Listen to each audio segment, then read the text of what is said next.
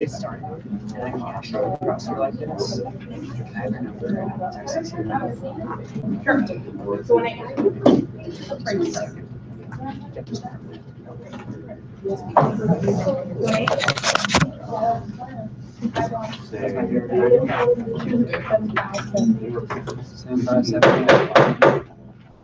Call this meeting to order at 4:44 p.m. All right. First, the roll call. I would ask Office Manager Peralta to do the roll call, please. All right. President Eula, Here. Vice President Stockton, Here. Chief of Staff Sanders, present. Chair Newby, Here.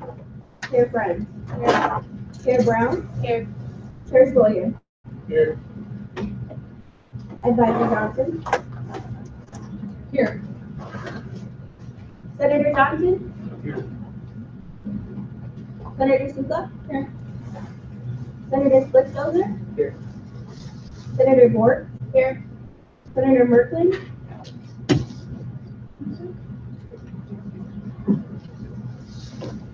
Senator Thapa, Here. Senator Shafar, Here. Senator Stout, Senator Tibbet, Present. Senator Hennifer, Here. Senator Brack, Senator Martin, here. Senator Hennick, Here. Senator Haynes, here. Anybody next? No? Right, moving on. Approval of the agenda. As you can see, we have a very short agenda compared to the rest of the year. So it should be pretty quick. Any amendments to the agenda? Seeing none, is there a motion to approve the agenda? Senator Enberger? I will approve the agenda. There's a second. Second by Chair Newby. Everyone in favor of approving the agenda, please signify by saying aye. Aye. Objections? Abstentions? Seeing none, agenda approved as written.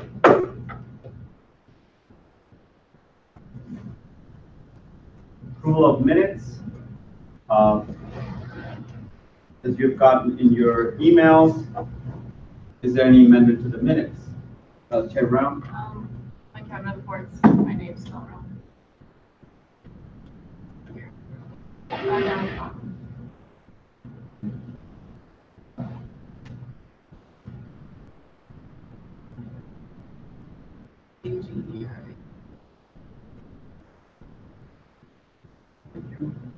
Any other amendments?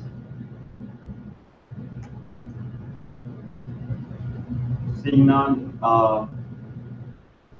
everyone in favor of approving the amendment, please signify by saying aye.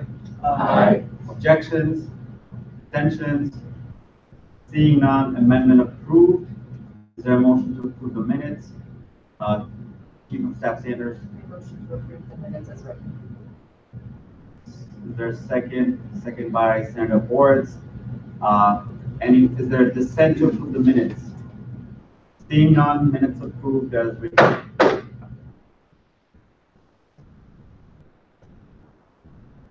Moving on, public hearing. This is the section where anyone from the gallery can speak about any concerns or anything that they want to address to the Senate body. Otherwise, we do have Kayla Shelley, the Students United board member from St. Cloud State University, calling in. She's going to talk about her candidacy for state chair elections that's coming up on the 6th of April.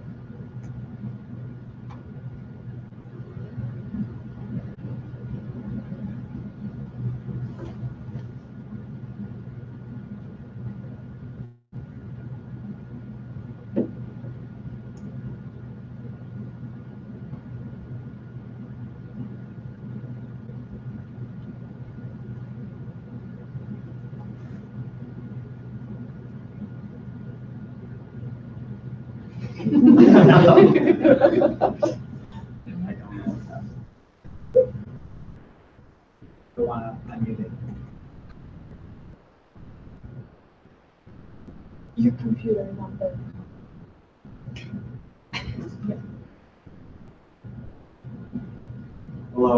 Can you hear me?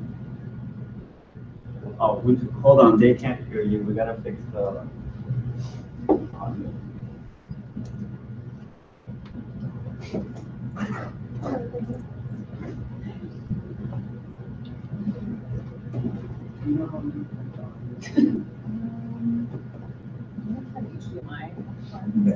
I'll have to. Okay. I gotta move. Hold on.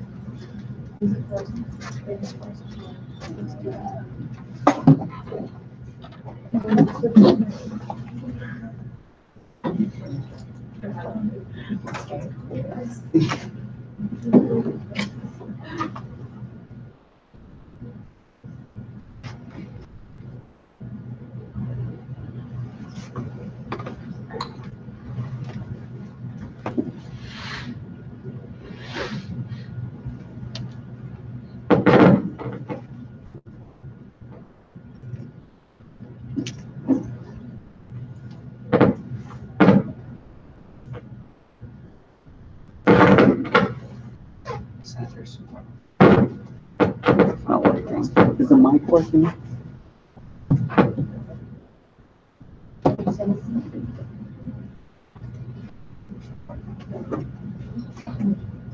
the microphone work? Good, just like.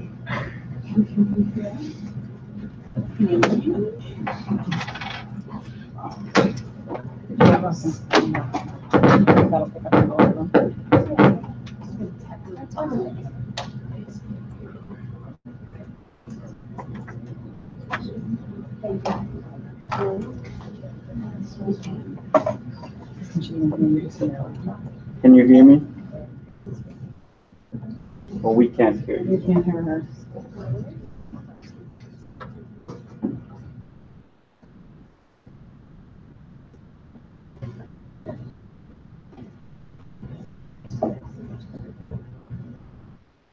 Just your speakerphone on a traditional phone.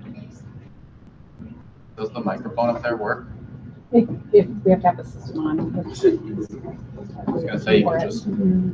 That wouldn't be on. Wouldn't be.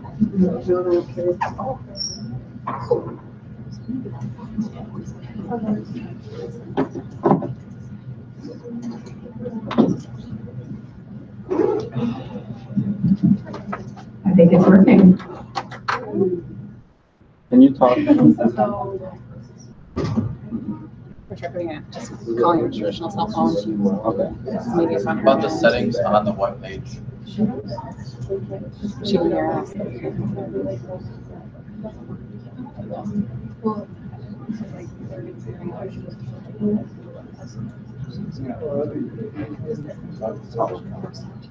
I'm just gonna call you on Facebook and use the mic here that we have.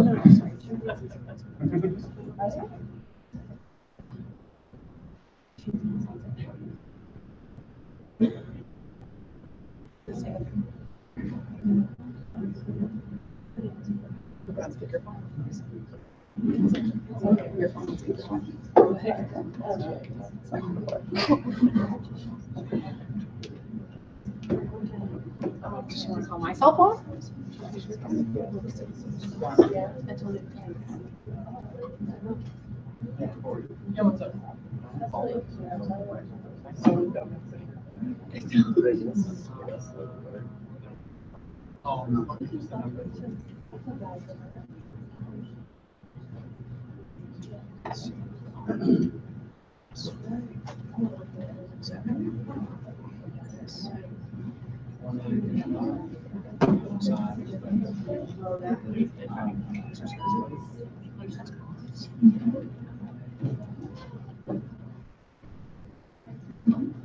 Yeah.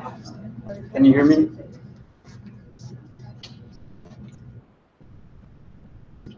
Let me see. Hello? Hello? Yeah, they can hear you. But there's a weird noise. Yeah, I'm noticing that. It might be. Yeah. So should I stand here? No. You want to Is that stand? better? Yep. Alright. So my, Yeah, you have the floor. You can speak. Oh, okay. Well, hello, Mindy. I'm Kayla Shelley. I'm a third year. I know what year I'm in. I'm a third year student at St. Cloud State University. I'm studying communication studies and political science, and I'm running for state chair this year. So to give you some background on my involvement and just why I think I'm qualified. I currently have an internship at CentraCare House doing community and government relations. For the past 2 years, I've been a part of our student government through our fee allocation committee. I was previously vice president. I served on our academic and student life policy council at Minnesota State as the chair. I've served on the student life and fee policy working group at my university. I worked on our bias response collaborative, and this year as the board of director to Students United from St. Cloud State. I was a part of our search committee for our director of equity and inclusion, and a part of getting affirmative consent passed, as well as starting the textbook task force on my campus and getting our university president signed on to the carbon commitment. So that's kind of what I've been doing. I was previously the legislative specialist on our campus committee, and now I've been a part of student government and Students United all in all for about 2.5 years. So I'm really excited to run for state chair. First and foremost, just because I love the organization. I've learned so much through it and from it, and I really want to see us continue on the path that we have been. My major goals are first and foremost forming a relationship with the other elected officers and with the board of directors to make sure we're having unified leadership and not leadership of a single person. And I want to focus on internal development, making sure that students, not just a part of our Senate, but from all across our campuses, hear and know of what Students United is and see it as an opportunity for them to, one, get involved and advocate on their behalf, but also for their professional development and as a networking experience for all of us to meet and stay connected. I want to expand on our partnerships both statewide and federally. I want to encourage our further involvement in NCLC, make sure that we're staying connected to things like AskU. And I want to start a monthly or bi-monthly call with the other nationwide 15 independent statewide student associations so that we can coordinate our federal advocacy and learn from each other successes and failures of what we're doing state by state. And make sure that we have solid relationships with things like VDMN, Minnesota State, and even the private school representatives and the U of M representatives for instances like textbooks where I think we're all really on the same page regardless of what system we belong to, just to amplify our voices and make us louder. So that's what I'm looking at for next year, and I just wanted to tell you all a little bit about myself, but more than anything I wanted to answer any questions that you might have. All right, thank you, Kayla. Are there any questions for Director Shelley?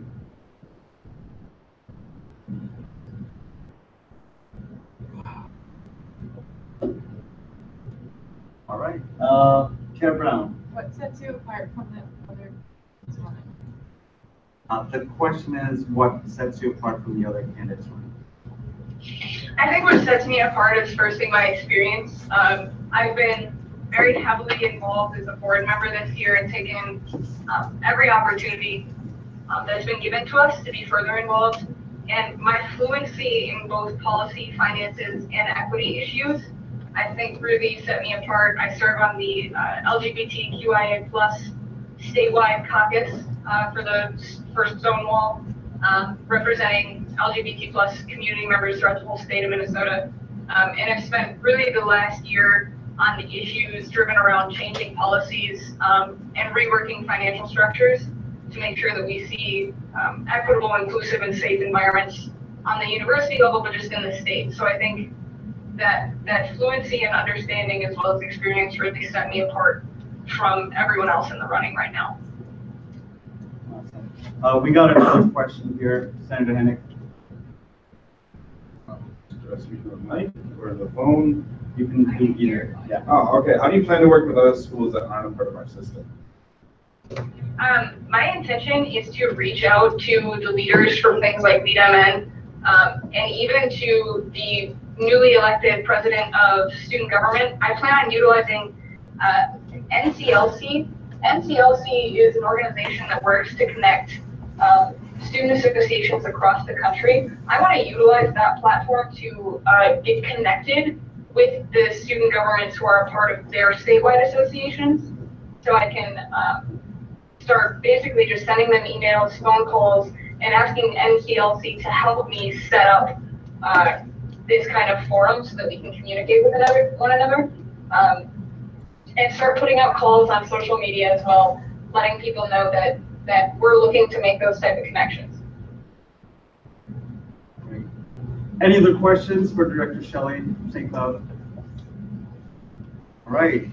Thank you, Kayla, for talking to our Senate, and we look forward to seeing you and delegates this weekend. Thank you so much for having me. See you this Friday. All right. Bye. Bye. Right. Moving on, we do have another candidate who's also calling in.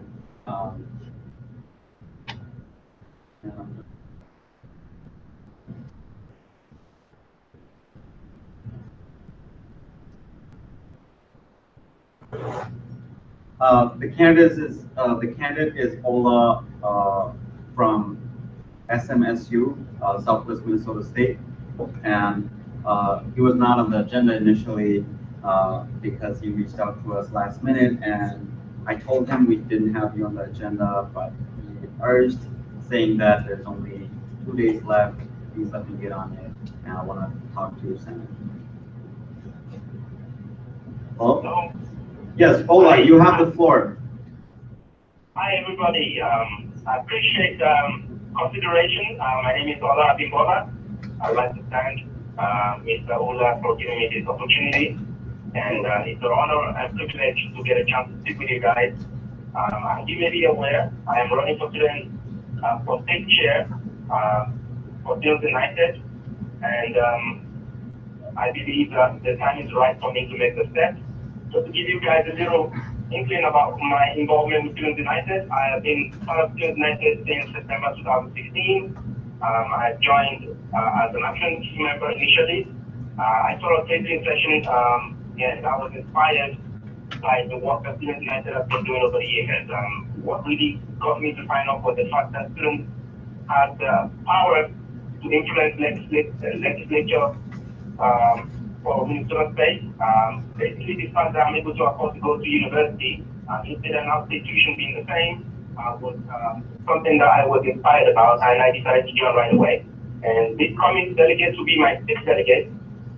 I have been representing SMSU. I joined, after joining as a national team member, I went on to become legislative specialist for Southwest, and I actually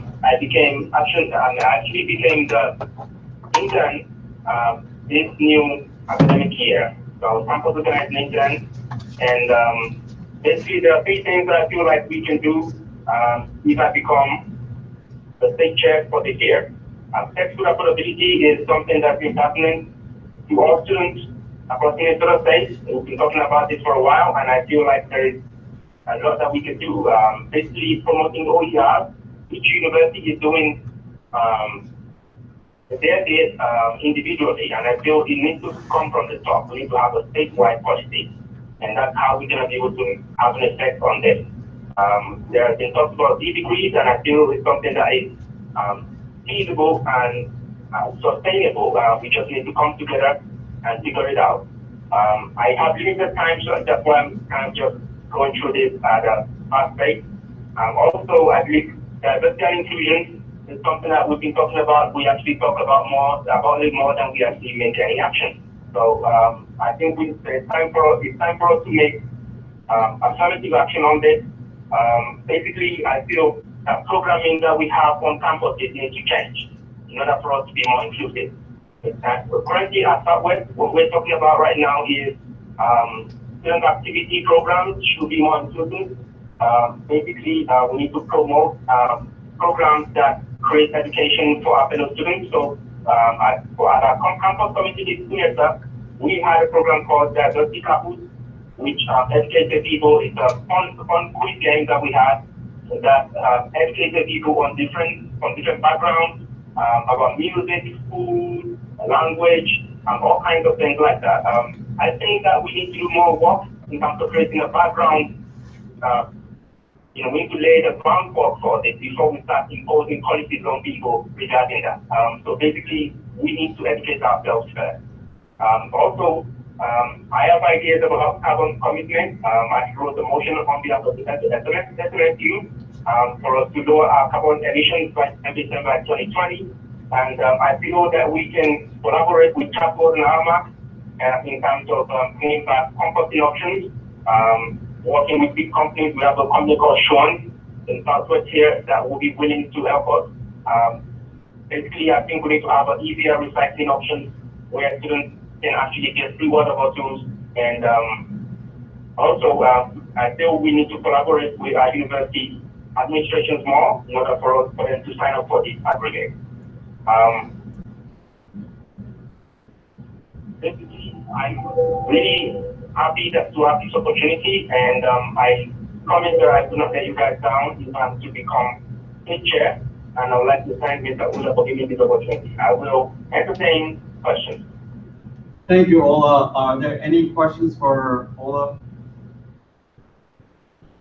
Steph Sanders. Hello. Yeah, my first question for you is how would you go about making textbooks more affordable? I know that was one of our points for Student Advocacy Day this last week. So what type of plan do you have in place that you'd like to implement for that? All right. I feel that we can collaborate with bookshop companies like Barnes & Noble. Just as an example, they actually had a program that has several general textbooks on there that they wanted universities to sign up for, but we were not able to put that policy was actually introduced to us at Southwest. Just as an example, I think there are plenty of companies out there that we just need to get our faculty to agree on it. For example, at Southwest right now, we have about 12 subjects that are actually implemented OER. So I'm doing chemistry right now, and I don't take my chemistry textbook. I have a free online textbook that I can use, recommended by my professor. Problem is, some of the faculty members are adamant to change the policy. They feel like it's going to be detrimental to the quality of the education that students will get. So basically, I feel like the degree option will be a better alternative. Basically means that you don't pay for textbook to the end of your academic project, and I feel like there could be a change that we could do in terms of fees that students pay for it. So you don't have to pay a separate fee every semester or separate pay for separate textbooks every semester. I think there's a financially viable way that we could do this by emulating what other universities have done. So there are some universities in Texas that have actually implemented this, and I think like Alexander College in Minnesota have also done that. So I think promoting the degree and figuring out a way to include this in the project that all the university have will be a way to go about implementing. Thank you, Ola. Any other questions? Sandra Splitstozer. Can you hear me, Ola? Hi. Okay, hi. I was wondering, you had mentioned some successful programming that you've done and that you'd like to promote more inclusive and diverse programming. And I was wondering if you could maybe fill us in on some of those programming, what they were. Just because of time strain, Ola, you have 1 minute to answer. Okay. Just because I understand, sir. I'm sorry. Okay, yes. I'll give an example with Southwest. We have comedians that come to our campus, and some of the minority groups of students do not actually find them funny enough, or they don't get the joke. Some international students actually don't feel like they're getting value for their money, so I feel like if you're going to call a comedian, you call a comedian that everybody will like. If you have a contest, we call it band that people will, for example, I'm not saying we should bring Kevin Hart, but if we had a Kevin Hart kind of character, nobody will complain about it. So this is the kind of the kind of programming that I'm talking about that will keep, and it's also going to help with retention as well. I'm aware of several students, friends of mine, already left our university because they don't feel like the environment is welcoming enough. Thank you. Thank you, Ola. Any other questions for Ola? Seeing none, thank you, Ola, for calling in and talking to our student government. We look forward to seeing you this weekend at Delegates. Thank you, sir. I just have one thing I wanted to mention. Sure. I don't know if you guys are aware, I'm also running for student body president at Southwest. I was approached by a number of students, and I felt I decided to get on the campaign for that. Now, I'm aware of the bylaws that you cannot hold both positions at the same time. You cannot be a state chair and a student body president at the same time. Yes. And my intention is, given that the campaign for student body president at Southwest is much later in the month, if I'm to become state chair, I will resign my position or drop out of the running for student body president at Southwest. So I don't envisage any clash between the two. I just wanted to put that out there for you guys to be aware of. Thank you, Ola, for letting us know. We'll keep that in mind. And thank you again for calling in. You have a good day. You too, sir. Thank you, everybody. All right. Moving in our agenda, we will go to new business since we don't have any old business items. First off is, yes, send us whistle. We've heard a couple of candidates today. When is the voting and how do we vote? The voting is during delegates assembly. Everyone from Bemidji who's going to delegates, except myself, is to vote.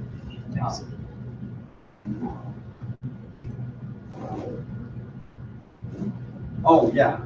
Sorry. Councilman Middlehouse, you can go ahead. All right, I've got my timer for 3 minutes. I'm going to keep this quick. I just have a couple quick updates.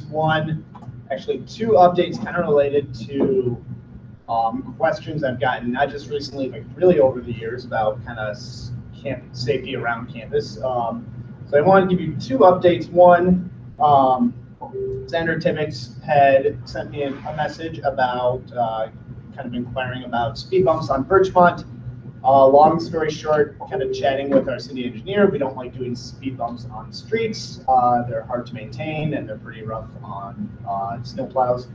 One thing I would I know crossing Birchmont has always kind of been I know it's always been a topic of how do we make that safer around the campus area. One of the things I would suggest is, it's an acronym, it's RRFPV. That's a rectangular rapid flashing pedestrian beacon.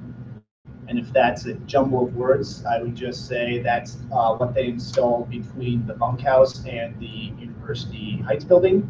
And then we also, as a city, put one down by the Dairy Queen on the south end of town. So that's something I'd recommend looking at for making that crosswalk area safer. Another thing, Otter Tail Power is going to be starting this spring, whenever the weather gets nice. They're going to be replacing all of the street lights around town with LEDs, including the ones around campus area. So that's something, I know people have asked about that for a while, so that's something that's going to be happening this summer. Just two quick updates of what the city council has been talking about. We had a presentation about our rail corridor, which is on the south end of downtown, if you think by the old Hamida building by the river, or behind kind of where the historical society is, that area. We're looking at potential redevelopment, and so we contracted with the St. Paul Port Authority to see what would be marketable there, but also it's a very polluted area. So what does potential cleanup look like and cost? So we got an update on that, and we're going to continue working with them to figure out some more solid numbers. We voted this past Monday to renew our contract with our event center management company, VenueWorks. So they will, starting this summer, that actually takes effect January 1st, 2019. And then the last thing I have, got 25 seconds. If you haven't checked it out, there's a very nice article on MinPost.com about Bemidji State University and the effect that it has on the Bemidji and the regional economy. And long story short, Bemidji State's great. We're really lucky. I mean, I can speak firsthand. We're really lucky as a community to have an institution like this in town. that's constantly bringing in talented young individuals such as yourselves, and a lot of you have decided to stay here and invest in you. So thank you. It's a great article if you haven't checked it out. Thank you. I do have a question about the crosswalk light. Yes. So what's the next step to have that installed? I think, ultimately, I think that's gonna fall under a university, that's gonna fall under you guys to make that happen, or it's gonna be a university decision to install that. I can check on, I don't think there are any special rules about where you can and can't place them. I can check in on that, but ultimately, it will probably be a university cost.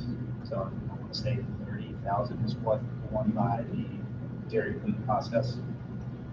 I think it was, I can't say for sure, but I imagine the University Heights developers were the ones who installed that one. I'm not certain, but okay. Thank you. Yeah. Any other public hearing? Senator Costa. I was asked on behalf of a student, as well as a resident of mine in residential life, to speak on her behalf about parking permits, and when you misplace a parking permit, what kind of recourse one has. And ultimately, the issue, that individual issue was resolved, and it was resolved very well. Spoke very highly of how it was resolved in that individual matter. And I just wanted to put that out there about how if a student misplaces or loses their parking permit, they are responsible for the prorated portion to replace it. And I just wanted to ask you guys to just ponder and maybe, think about it, and maybe next week if you have any sort of opinions regarding whether or not they'd like to see a policy, change or not, because on the other side of things, that means that when you create a duplicate, at no charge, then it creates that much more work for public safety and enforcement measures. My committee meets tomorrow at 9 and 7 o'clock in the office. If you could invite the person that you talk to, if they're comfortable to come in, I would love to have this conversation with them about, how we as a body and how we as a school can help them and figure out this problem and all that stuff, and get more details from the person as well. If they don't feel comfortable, I'm also inviting you as well if you have time. We're very busy. Come and discuss with my committee more, being campus affairs. I'm very interested in this topic and would love to pursue it more and get more information. We're going to reach out to you. Thank you. Great. Any other public hearing? Okay. Finally, moving on to new business. Students United budget presentation. I would ask State Chair Rayani and Treasurer Euchre to come to the floor and address the assembly. Unfortunately, Vice Chair Byler is not here today because she has to testify in front of the chancellor. Is the presentation available on the laptop? I have. Wow, you can do it from back there. Thank you for allowing us this opportunity to present in front of your Senate. This isn't starting yet. Okay. It does not need to be a closed session as far as I understand. No, it does not. Yeah. This is public. Everybody should be, this is information privy to everybody. Thank you. My name is Faisal Rayani. Thank you for allowing me this opportunity to present. I'm the state chair of a wonderful organization called Students United. We represent you, students, across the entirety of Minnesota State. So that's 7 public state institutions. And this is our treasurer, Ben Euchre. I'm from St. Cloud. And I'm from Mankato, Minnesota State University, Mankato. How many of you all have not heard of Students United? And that's okay if you haven't. Good job, Ash.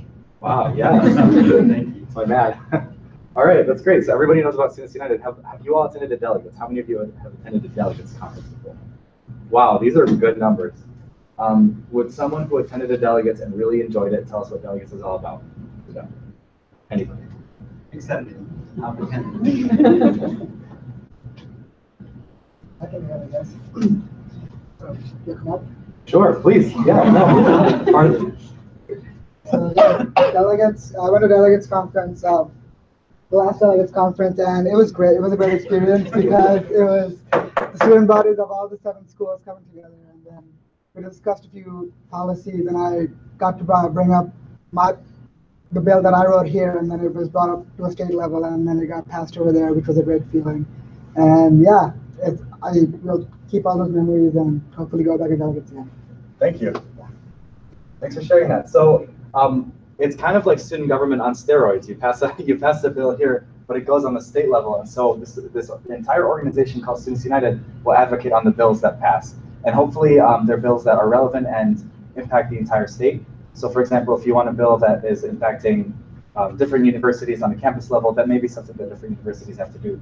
But for example, affirmative consent, textbooks, tuition being frozen, sexual assault on campus, those are all things that affect all 7 state universities, and we talk about Students United. We are an organization with a budget, or an operating budget of about $800,000, and this is our mission statement. Led by Minnesota State University students, we are the inclusive voice for all future, current, and former students. We actively work to represent and support Minnesota State University students and advocate at the campus, state, federal levels for higher education policies that make a positive impact for our students and communities. So like I said before, we advocate on the state level, and that's when we have Advocacy Day. How many of y'all went to Advocacy Day? Tell us about Advocacy Day. Anybody?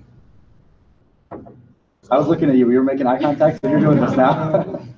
So Advocacy Day is the day where this last week, on Tuesday, we went down and we talked about what we were going to talk about to the state legislatures, or the state representatives and senators. And then on Wednesday, we actually got to spend the entire day at the Capitol talking to the state representatives and state legislatures about the agenda that Students United has, whether it be on affirmative consent textbooks, the bonding bills, and yes, anything of that nature. That's a perfect explanation of Advocacy Day. How did you feel? How was that experience for you? I thought it went a lot better than what I was imagining. I was expecting a lot more pushback from them, but they're very nice people. I thought they would be intimidating too. I was expecting House of Cards. So that's what we do on the state level. On the Minnesota state level, we passed affirmative consent as a policy this year. That's all thanks to you all passing affirmative consent here on this campus and doing the follow-through education work afterwards, which I really commend Bemidji State University for. I would sincerely give yourselves a round of applause for that. That was amazing. I'm not kidding. You guys are doing great, and I see other universities, and it's tough to get that follow through. So you guys are doing great as far as the university advocating on statewide issues. On the federal level, we went to DC. The board, President Ishfaqullah, me, and Treasurer Euchre, and 7 other people. It was a total of 9 students. We all stayed. Yes, total of 11 with staff because we have 3 staff members and maybe a total of 12 with staff.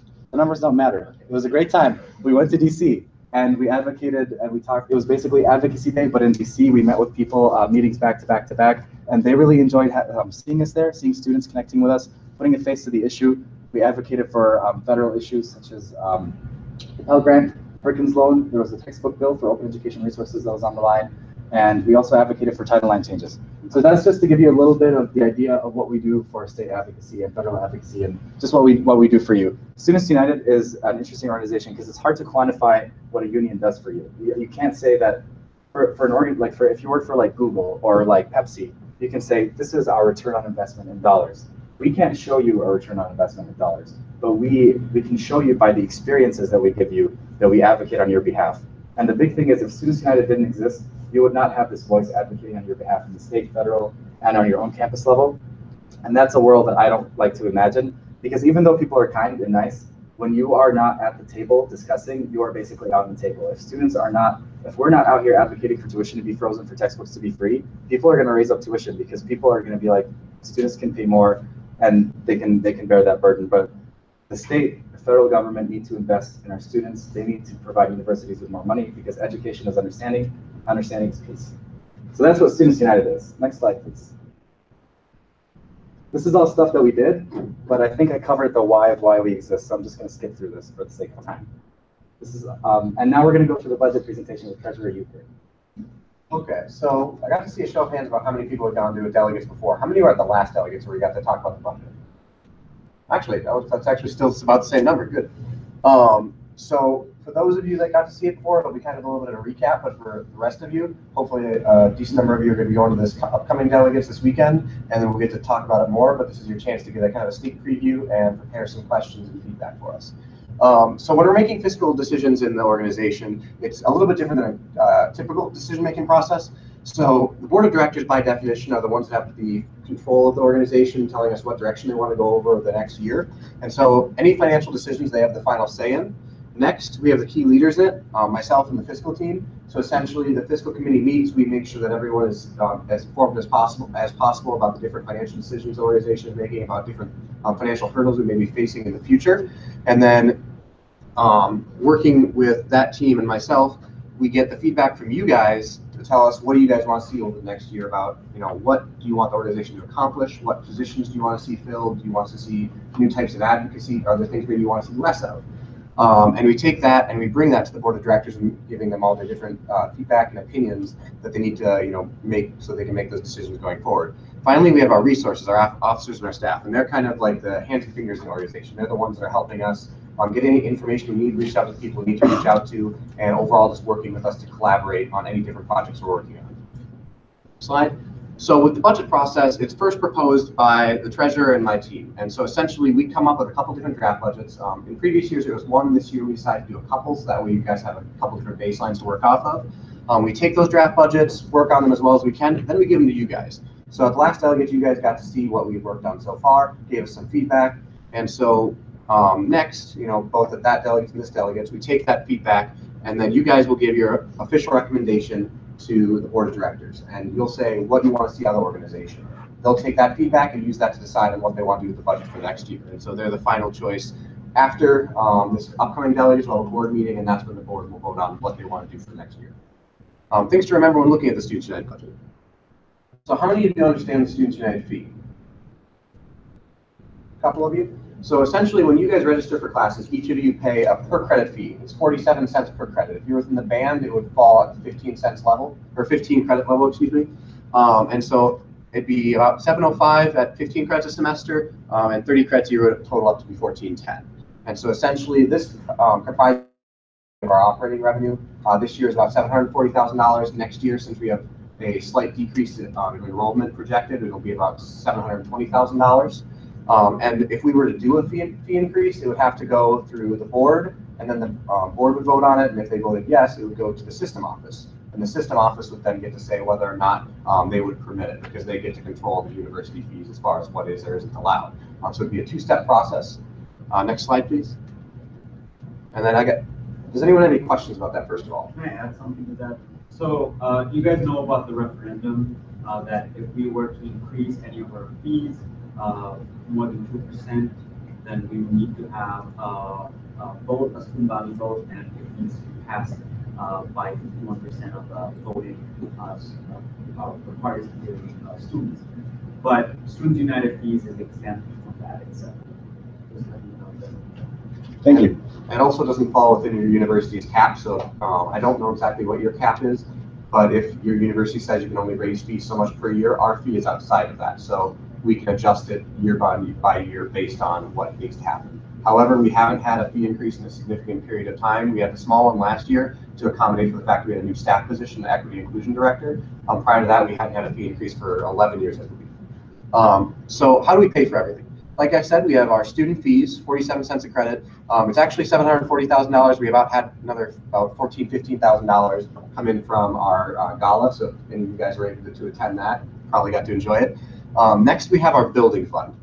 So in the past, we had a board that decided they wanted to look at doing a new headquarters for the organization in the future. And so they said that they wanted this or that year and then years going forward to set aside money, saving it up so eventually the organization could buy a new building. Later on, after we've accumulated about $990,000, Future Board said they didn't want to do that anymore. They said, well, essentially, we don't have students coming to our office. We have people going to their schools, their campuses to interact with them. And we think that's more important than to push for policies that work with their campuses rather than expecting them to come talk to us. So instead, they decided to use that building fund to put off having a fee increase. So right now, our expenses are over our revenue, and we're pulling from the building fund to cover those excess expenses.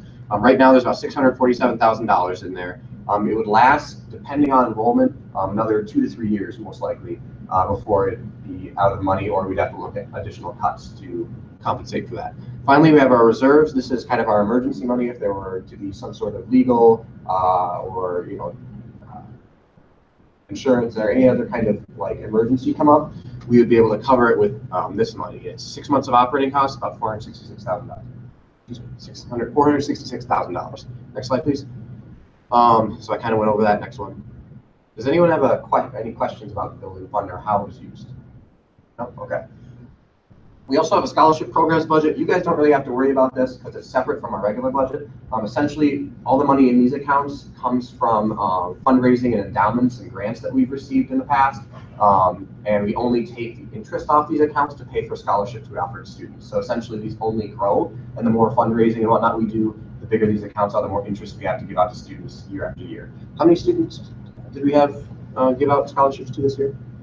I don't know how many students, but I know we gave out over $54,000 in scholarships. The deadline has already passed for this year, but I know we've had around 50 students apply, and we have a lot of scholarships. And so for next year, if you're still a student, I super highly recommend to apply for a Students United scholarship. Their international students are eligible to apply to most of them. If you're from a St. Paul Public High School, we have a very unique scholarship that only applies to those people. So we have nobody applying to it, like barely 1 or 2 people. So you apply to that one, you're going to get it.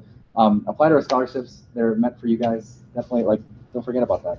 And so you guys don't have to worry too much about this because it's outside of our regular budget, just letting you know that's there. Next slide, please. So we'll go over our proposed budgets next. Slide. So this is our current budget. So like I said, we have about $740,000 from our student fees, but about $754,000 total due to some of the extra stuff we raised. Most of our money goes to our staff, which is typical of an organization, about $466,000. Next, we have our general administrative costs, about $173,000. That goes towards legal fees, depreciation, our technology, whatnot. We have our student programming is what you're going to see your officers being paid from, as well as what they do for student stipends. And then we also have our student organizing. That'll go towards like your campus committees, your campus committee organizing events, and then our different state and federal advocacy. Next, we have go back. Can I add something to that? So one thing that people sometimes ask is why do we have a big chunk of our costs in salary expenses? And like Ben said, it's very common. But so then we had a financial audit this year, and it was through a third-party vendor, and they determined that our staff salaries, their time, spent 55% on programming, 33% on general management, and 12% on raising. So fundraising, and so they spend most of their time doing programs like Delegates Advocacy Day, and that's what we really want. I don't want to have. Sometimes people have that image that we're paying people to just kind of sit around, but they're spending most of their time programming and doing these events for students and not really doing administrative tasks. And I'd say a lot of what we do, we have a hard time getting done without the assistance of our staff. We have someone who's connecting us with legislators. We have someone that's connecting us with different equity inclusion programs, talking about how we could do different events and or promote that on different campuses. We have someone who specializes in just making sure students are heard as far as advertising, social media, getting it out there to you. A lot of the stuff we do wouldn't be able to get done without them. So they are very important to what we do. And so to kind of summarize everything, our total expenses are around $933,000. And so that's the difference there, the 933 compared to 754. $754,000 worth of revenue is the excess cost we'll be taking out of the building fund to cover that. Next slide. So these are our 4 budgets for next year. And so can you go to the next slide just to make sure we have it? Yes, we do. Okay, go back one time. So we have 4 budgets that we're essentially showing you guys this year. And these are the ones that you guys can kind of take and do what you want with. They're meant to be templates that you guys use as a baseline to say, what do you want to see out of the organization? So we're not saying one is better than any other, but students in the past have said, we want more financial information so we can give the board better financial recommendations. And so by giving you a couple different areas to start from that you can then customize, change what you want, we're hoping that that way you feel like you're giving a more valid and more appropriate opinion. So our first budget is essentially to show you what we would look like if we were to cut our expenses to our expected revenue for next year. So next year, like I said, we'll have a little bit lower revenue at $720,000. And so we'd be looking to cut a significant amount of money because of that. So if we were to do that, we'd probably look at losing one full-time staff. We'd be looking at cutting down delegates maybe to twice a year instead of once a year. We'd be looking at cutting some of the campus intern positions as well as some of the different campus organizing. So it's potential for the organization if you guys wanted to see that, because that way you wouldn't have to look at doing a fee increase in the near future, but you would be losing some of the different functions because of it. Budget number 2 is essentially equivalent to our current budget. It'd be a slight decrease due to some of the different costs we found out we can adjust for that. And so that'd be valued at around $922,000 worth of expenses. Our third budget is a growth budget, so this is one looking at doing what we do now with some slight increases and some slight growth. And so we'd be maybe looking at some different intern positions. We'd be looking at doing some additional campus organizing. How can we, impact our state legislators more? So maybe look at more lobby or advocacy trips, et cetera, et cetera. And then budget number 4 is kind of like if we could get, everything we wanted, not everything we wanted, but if we could do a lot more, what would we be doing? We'd be looking at hiring like another full-time staff, potentially someone who would be focused purely on grant writing, so we could look at a lot of different grants that would apply to our organization, maybe come up with some additional revenue from that. We'd be looking at doing a significantly more state and federal advocacy. We'd be looking at doing more campus and organizing on different campuses. That sums that up. Next slide, please. And so essentially, it'd be $720,000, $922,000, $974,000, and then $1,063,000 for expenses, respectively. We also had questions on other campuses about if we were to do a fee increase, how much would we need to cover these different budgets to essentially break even. And so with that, we would need approximately a 14, 17, and 23 cent increase. If we wanted to do a bigger increase, which some students have asked about, it would probably have to be broken up over a couple of years. The system office tends not to like to push big fees onto people all at one time, and so they'd probably ask us to do, if it was a 14 cent increase, they may say 6 cents, 4 cents, and 4 cents over the course of 3 years. As to whether or not you guys would want to do that, it's totally up to you, and it's up to the board as far as what they want to see. It also wouldn't have to be a decision that would be made this year. It could be something that could be talked about 2-3 years down the line, but we want to make sure you knew about that. Does anyone have any questions on these budgets that I can clarify for you? We also will, did we already send them the package? Actually, go back a second, please. Just because I'm not understanding how the numbers are working, is the general administration or that personnel total at the bottom there, is that added on to the total that's at the bottom to roughly create the total that's at the top, or no?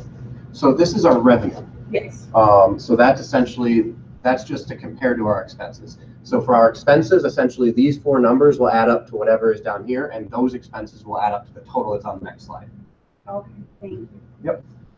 We also, I don't know if we sent this to you already, but if we haven't, we can get this packet to you, and it goes over in a lot more detail, different notes about what was Actually, changed. we recently put it up on the Students United website, so if you can go to studentsunited.org, it should be the first thing to pop up on the homepage. And you can do that right now just for demonstration purposes. I think this is our last slide, right? Yeah, I think the next one's questions. But essentially, if you look at the budget in the packet that's on our website, it breaks it down as far as what changed, what happened to each line item. We don't want you to focus too much on each line item because we want to hear more about what your vision for the organization is. In the past, some of the different students at delegates have focused on like one line item or two that don't really have a huge impact on the organization. We want to hear more about what do you want to see out of the organization, and we figure out a way to make it happen. Yeah, so to add on to that, that was a lot to take in. This is the kind of stuff that our executive director looks at. This is the kind of stuff that Ben looks at as our treasurer. Like people whose it's job to look at that. You have your own life, you've got classes, you've got work. We don't expect you to analyze this budget and figure out places where there can be improvements, but we really value your experience as constituents of Students United and as students, because you know more than anybody how this organization operates, how we can improve. And so we're not expecting you to say, well, we need you to cut this or cut that. But if you feel overall that our fee is too expensive, I don't think it's not, but if you feel that, that's valid. And let us know. If you feel like we could do more in one certain area, like we could do more federal advocacy, like if you want to see us more at DC, or state advocacy, you want to see us more at the Capitol here, like stuff like that. That's what we're looking for. That's what you want to hear. So if I can give you 3 big takeaways from today's presentation. I know it was a lot, but 3 big takeaways. So like stick with me on these. Number 1, apply for our scholarships next year. because the deadline's already passed. If you've already applied, power to you. Number two, join Students United. We're a wonderful organization. We have a lot of positions open. You can be a campus organizing intern. That's a paid internship that looks great on your resume, and the staff will happily write your recommendation letter when you're done and do a great job. We have campus organizing intern issue specialists, and those people you can volunteer, and those people get stipends as well. If you become the new student body president here at Bemidji, you'll automatically become the board director, and you will be basically the CEO of this $1 million organization, which is amazing. It's an amazing experience to put on your resume, and President Ishfaqullah was able to do that this year. And then finally, you can also be the next state chair, treasurer, vice chair. It's so cool to be able to go to all these campuses, present to different students, see what it's like. This is one of my favorite parts. I drove 6 hours up here, and worth it, 100%. Worth it, because I'm from Mankato.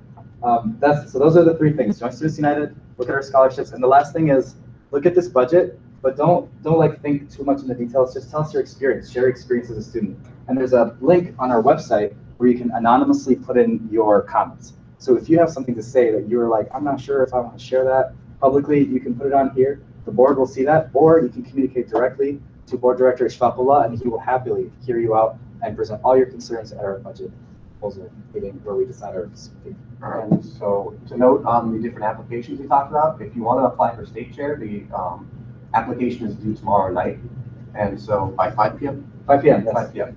So if you want to do that, please submit it. Otherwise, for vice chair and for treasurer, those can be opened up for nominations at the delegates assembly. And so if you want to run for that, all you would have to do is put a vote to that. I'm pretty sure students will say yes because they always love more choices. And then you would either have someone nominate you or nominate yourself, and you'd be able to speak there.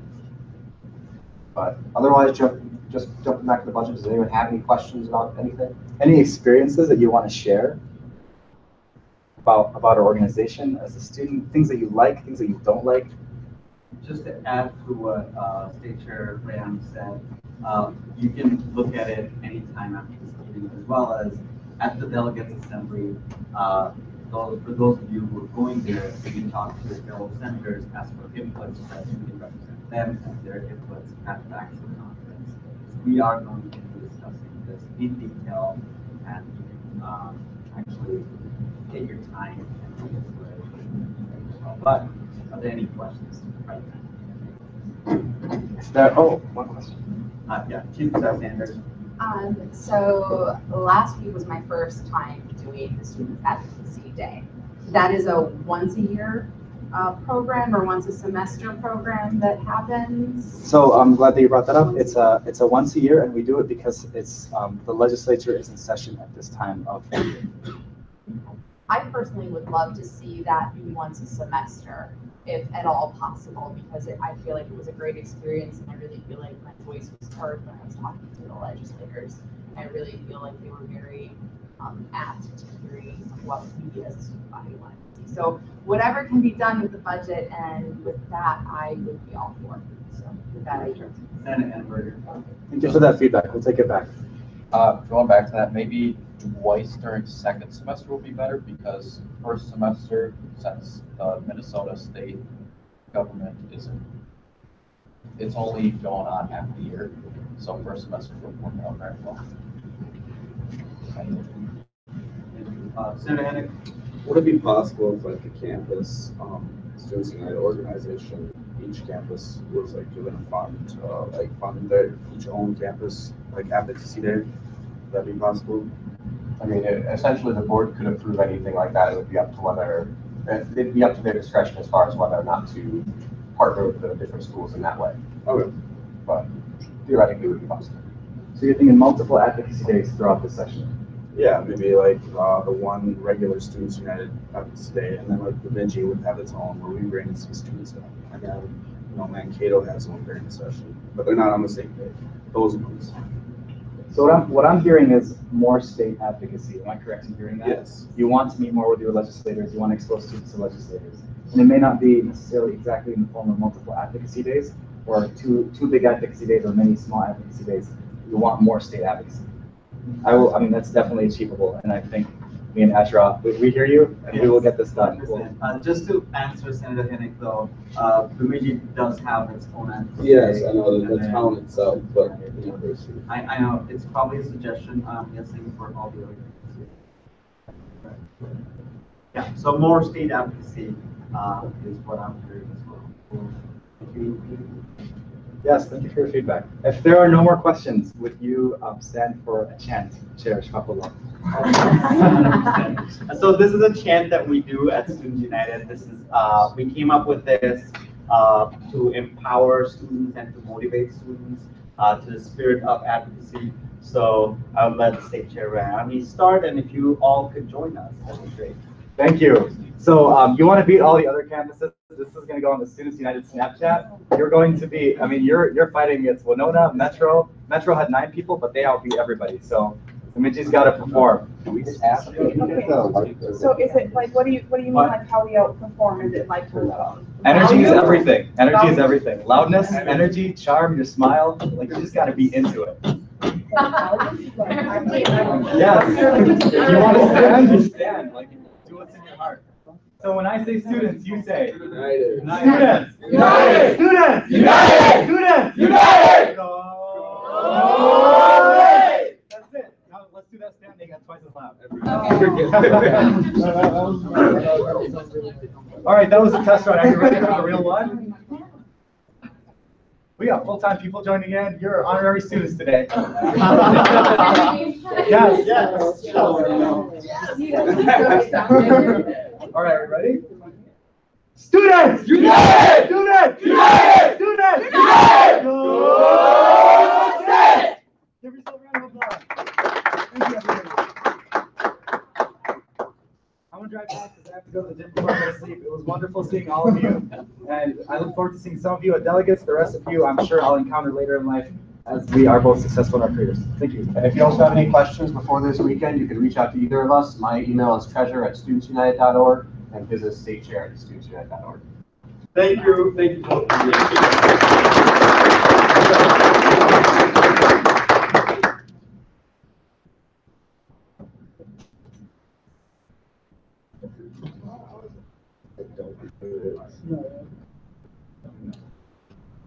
Moving on, next on our agenda is elections and related events. So just to give you an update of the timeline change related to elections, Commissioner and State Chair Senator Annenberger, would you please speak to that? All right, so with the debate that was supposed to be scheduled for the 5th, the organization that was putting on the debate, there was some miscommunication with them, and they didn't confirm with Student Senate when the debate was going to be, so they couldn't do the 5th. So we decided to push it back to, I believe, the 12th, if I remember correctly. And so since the debate's going to be on the 12th, and that was originally going to be in the middle of the week that elections were, we pushed the elections to the next week. Yeah, so currently the debate is on Thursday, April 12th at 5 p.m. in Deputy, the studio. Also, there's going to be a viewing party right next to it. Deputies 264 is the room number. Student Senate is hosting the viewing party, so please let other students know, ask them to attend. There's going to be free food, obviously free pizza, and we will obviously have to promote that enough, and the PR committee is going to work on decorating the room and stuff like that. I will yield to Chair Brown. It's in Deputy 262, so it's going to be like the studio, the viewing audience will be right beside. We encourage you all to be there. It's a good way, because obviously you know the presidential candidates right now, but you don't know them, you don't know what they can bring to the table. So also vice presidents will be there as well. And just so you're aware, they are running as a ticket. So it's Connor and Corey running together, and Hale and Rosie running together. So that means if you vote for Connor, you're also voting for Corey. If you vote for Hale, you're also voting for Rosie. Office Manager Carroll. So the viewing party is or the? Yes, the viewing party is it. 262, not 264. Where is it? It's right next to it's the studio. Yes. Any, so With the elections though, with the debates being pushed off, the elections also got pushed off, as Senator Enberg said. It's from the 16th through the 21st, which is the Saturday. So it ends at 11:59 p.m. on that Saturday, and the Elections Commission will meet after that, either that Sunday or the Monday, and PR committee will have the results publicized within 48 hours. Any questions related to elections and related events? All right, Senator Johnson. Will the debate be streamed online? Yes, so the debate will be live streamed at the viewing party, as well as streamed on YouTube and KBSU Facebook channel, Student Senate Facebook channel, and the audience can actually ask the candidates questions, live questions via Twitter. So the moderators, which are not student senators, the moderators are organized by the Integrated Media Department to keep it all impartial. So the moderators will actually take those questions out of Twitter and ask those questions to the candidates. Any other questions? The Vice President. What's the status of senator applications? Wasn't curious about that. Sorry. Chief Staff Sanders. My actual question to Senator Enberg was, since we actually pushed back the elections, I know that some of the senators haven't actually put in their applications yet. So are we also pushing back senator applications as well? Yes, it's been pushed back to the So 11th of April. For Senate applications, it's the 11th of April, 11th and 10th. Yeah, and for those who have not applied yet that are on current Senate, you should have gotten an email today encouraging you to apply. And there's more information, like when they're due for final. 11th of April, yes. So if you want to come back, please reapply, because without the application, no matter what position you hold, whether the Chief of Staff or the Vice President or any cabinet member, does not matter what position you hold this year, you will have to reapply for next year as a senator. And if you don't, but you do want to come back, you will have to go in that gallery and go to the 3 meetings just like everybody else. Chair Brown. And if you do submit a president, vice president, cabinet, like application, you will still have to submit a senator's too, just in case you weren't selected on the cabinet or you did not win the presidential election. That way securing your spot on the Senate for next year. And the applications for cabinet position is due on the 16th. So again, I'm going to summarize the important dates. 12th is the debate, 16th to the 21st is the elections. Senator applications due on the 11th, cabinet applications due on the 16th. All right. I'm assuming there are no questions. Right, we're going to move on to affirmative consent campaign. So, as you all know, we had the affirmative consent panel last night. I'm sure Chair Burns will talk about it during her report. But that panel is also part of a campaign that we're planning, part of which are these wristbands. And we're giving these out to regular students. We're giving them out last night at the panel where 85 plus students attended. And next week, we're going to do promotions throughout the union. We'll have posters. We'll have posters not for an event, but actual signs that educate students what affirmative consent is and promote the idea of consent and why it's important. So we'll have all those signs throughout the union. I'll be working with Advisor Johnson to get special posting permissions, because we want to post things where usually things are not posted, so that we're able to grab people's attention.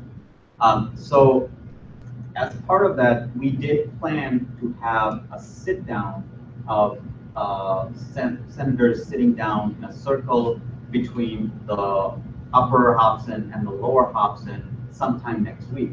We haven't figured out what time. We haven't figured out what time.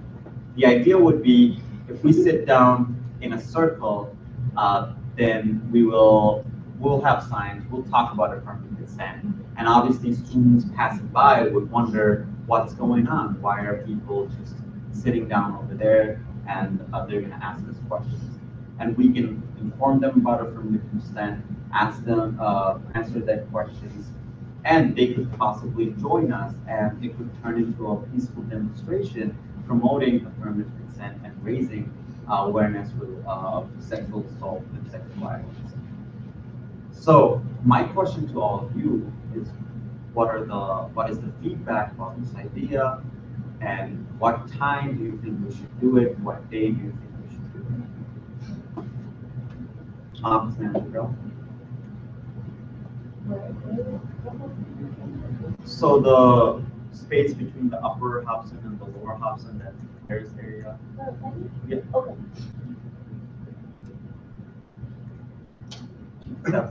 I personally think it would be a great idea to do this when the actual lunch earmark area is open. What is that, 11 a.m. to 2 p.m.? I personally think that that's going to have us have the most traffic time, as well as, you know, this up over here is where we're going to have it, correct? No, over there. Yeah, the outside space. Oh, the outside space, Yep. okay.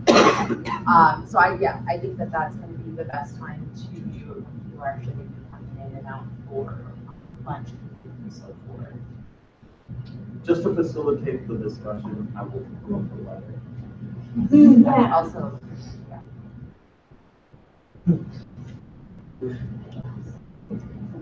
So Tuesday, right?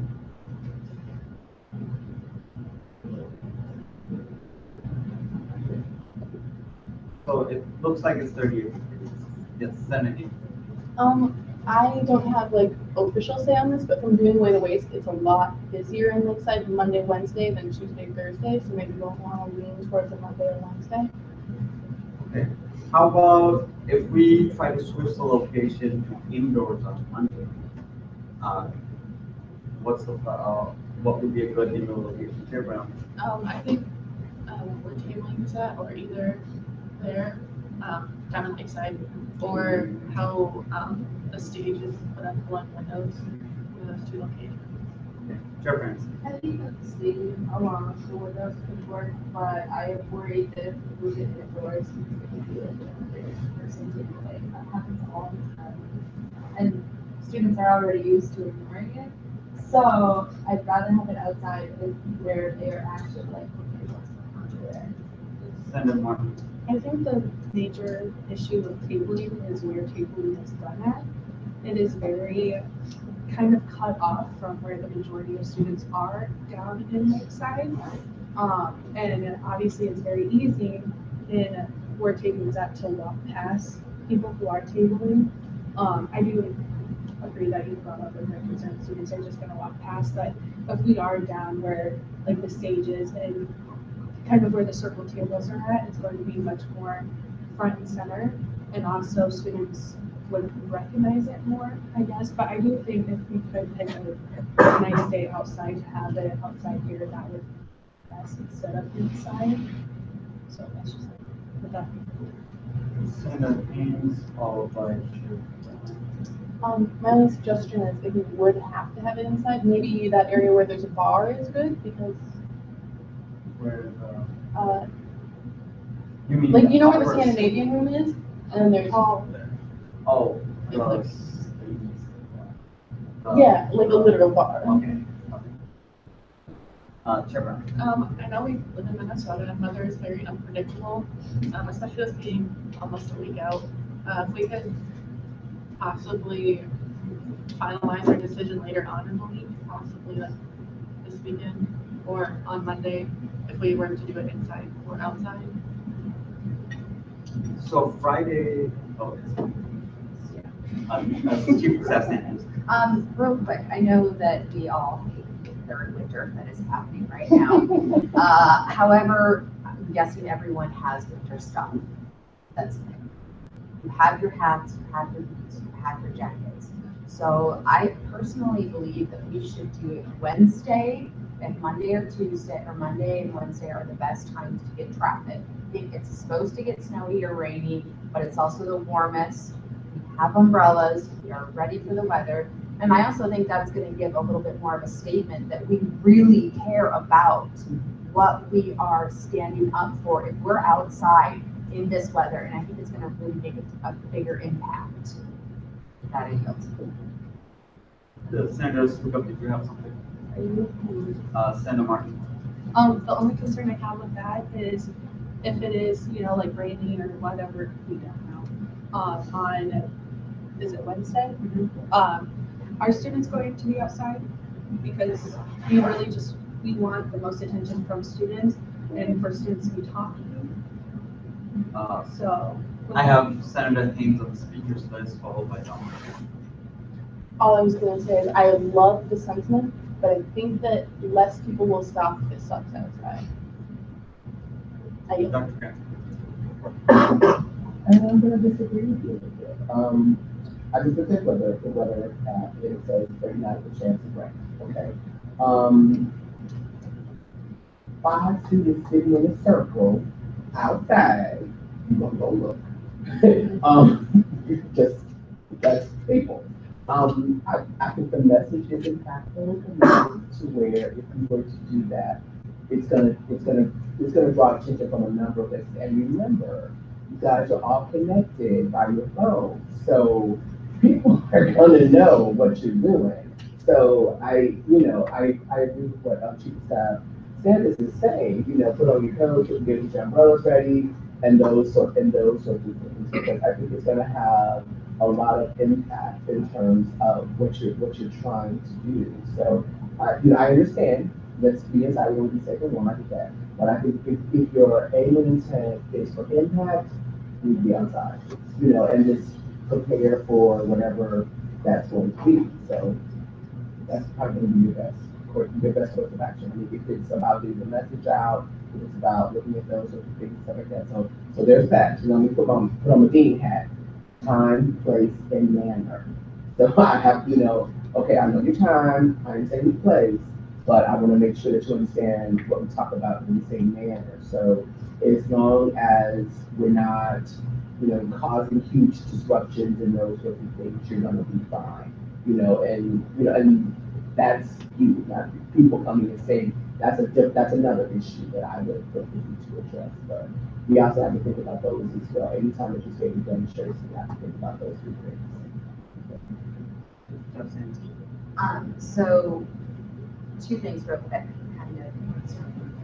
Responding to yours, the windows out over there by Eco, if we're right over here, you're gonna have lots of people that are gonna be looking out those windows. You're gonna have a lot of people that are coming back over and forth here. So you're gonna be seen. And if we're worried about, getting too cold or whatnot, why don't we combine this protest with a couple of tables?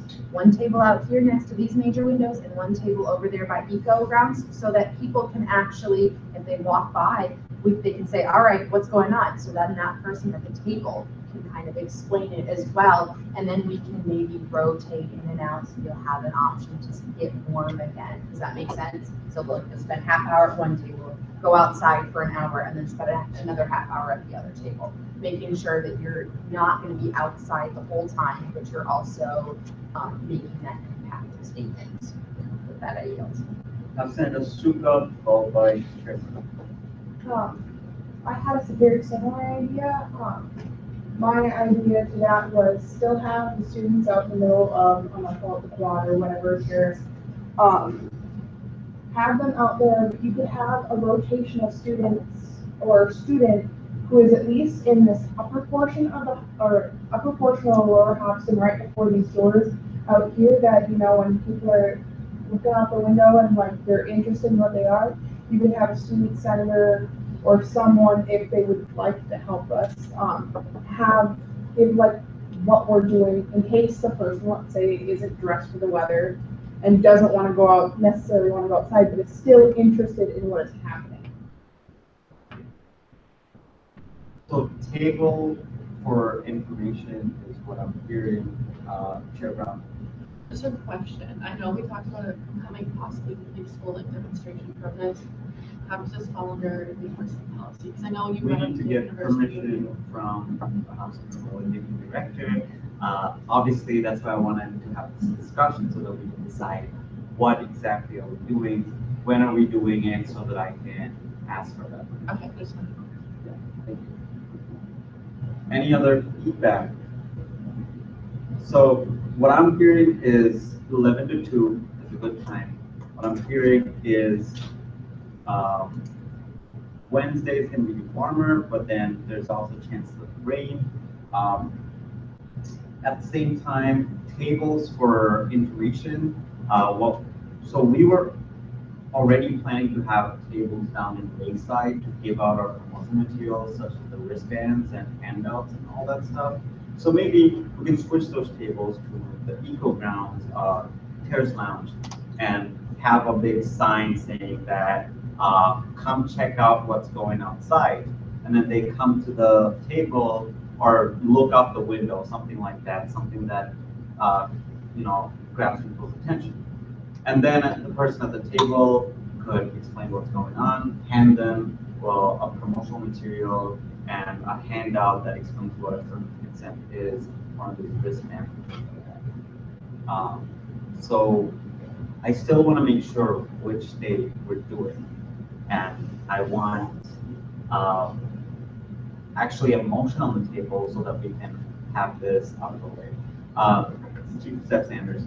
I motion to have our peaceful demonstration for affirmative consent on Wednesday from 11 to 2 p.m.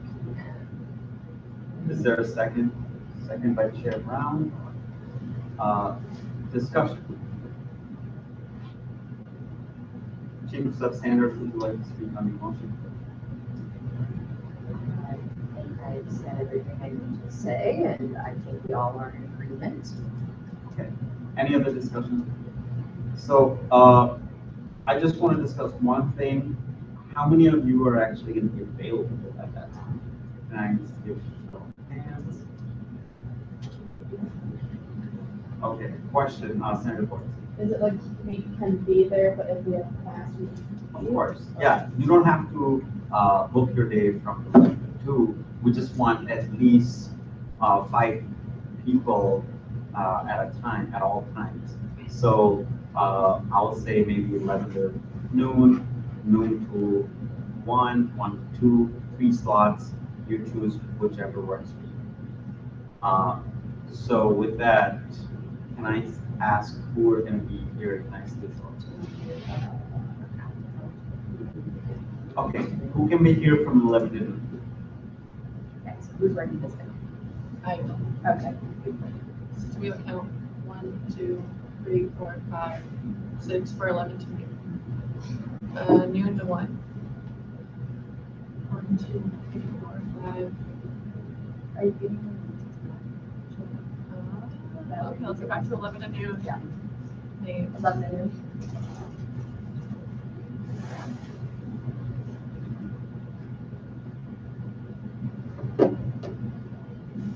Okay. And now noon to 1.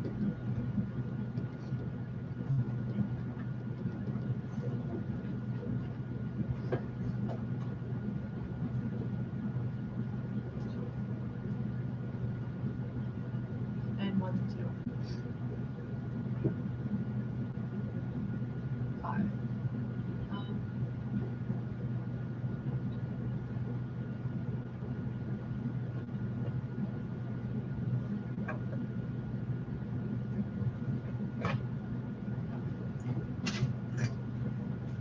So we have 6 from 11 to 1, 5 from noon to 1, and 5 from 1 to 2. Okay, great. So can we, do we have any other discussion related to this? That's something. Well, I'm feeling interesting. I thought of, we want to reach out to some other connected organizations and ask them in advance. So, Yes. I already did speak to Students United. They said that they will be interested once they get to know what time, which day. So after this meeting, we'll be able to tell everyone and ask everyone. And any student can join as well. It doesn't have to be a student either. So just get your residents, get your floor mate, the roommate, whoever you can. Senator Smith-Filter. I'm sure that you've already thought about this, but lifestyle educators would probably be very interested or at least grateful for an invite as well. Just to stay on the topic, is there any discussion related to the time, the place? Okay, Officer Girl. Yes. Yes. Wednesday from 11 to 2. So with that, everyone in favor of, we're going to vote. Is there any dissent to moving into voting? Seeing none, is there everyone in favor of doing it doing the affirmative consent sit down / peaceful demonstration from 11 to 2 on Wednesday, the 11th? Please signify by saying aye. Aye. Objections, abstentions, seeing none, motion carries. Chair Brown? I'll also put this sign-up sheet in the office. Now some of us can't make that time. Decent semester. I really encourage you to stop by even if it's for 10 minutes. People have turnovers. And if you want to help out with this, sit down on what signs we're going to have and how we're going to rearrange this. We're going to talk about it at the PR committee meeting right after this meeting. Feel free to join us. Moving on, we have the last Student Senate meeting, which again is another time issue, the date issue that we need to decide.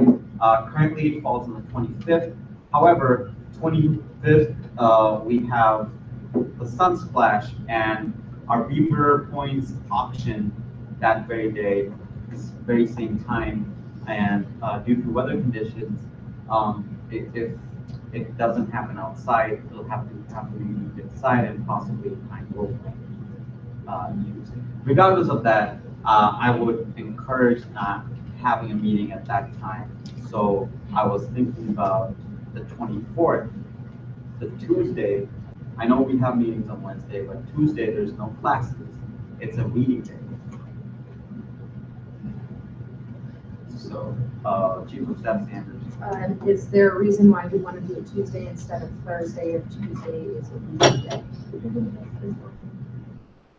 You've got finals, yes, but. Yeah, so it's closer to finals, is what I was thinking. That's why I suggested Tuesday, but we could do it. I have Senator Splitzoser followed by Senator Martin. All I wanted to contribute, since there are people in residential life here, is that keep in mind that Tuesday the 24th is our end of year banquet from 11 a.m. to 1. But maybe that won't affect anything if we keep the same exact time. Yes. Senator Martin? I just wanted to say that finals begins on the 27th. But the 26th is a group study. Right, yes. Senator Sukup.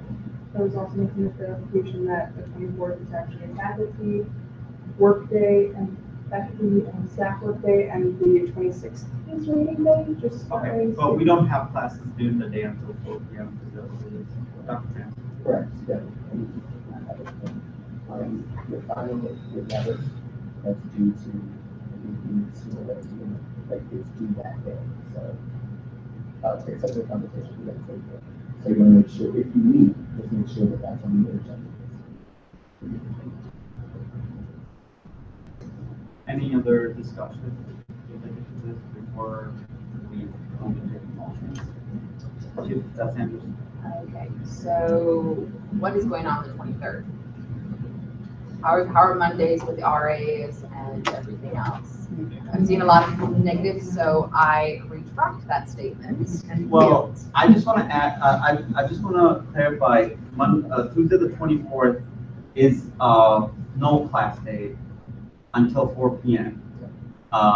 Does anyone have any classes after 4 p.m. that day, which falls at 4:30, from 4:30 to 6? Okay. Then on the 26th is, because it's a reading day, there's no classes. I know it's closer to finals, but is there any problem with the 26th? Senator Portis. I was thinking we could just, instead of going over the day right now, go over the time and then we can do the day. Seeing like what time works best for you, and then onward. I was thinking, because we want to do it on our own class days, we would keep it at the same time. But it's up to you guys. You guys can motion to change the time and discuss it beforehand if you want. I have Chair Sawyer followed by Chief Stephanie. If we were to do it on the 26th, I know it's a Thursday, and High Alpha likes to set up pretty early because we have some. So if we were to do it on Thursday, I would suggest leaving early. We can think about rooms, that's not a question. We can find another location, but that's good. Chief Stephanie. Since we do not have classes until 4 p.m. on the 24th, how many would be available, say at 2 p.m. because our normal meeting length is 2 hours. How many of you would be available or willing to do it 2 p.m. on the 24th? Or who would not? Yeah, Who would not? Who would not? There we go. The 24th at 2 p.m. There's no classes.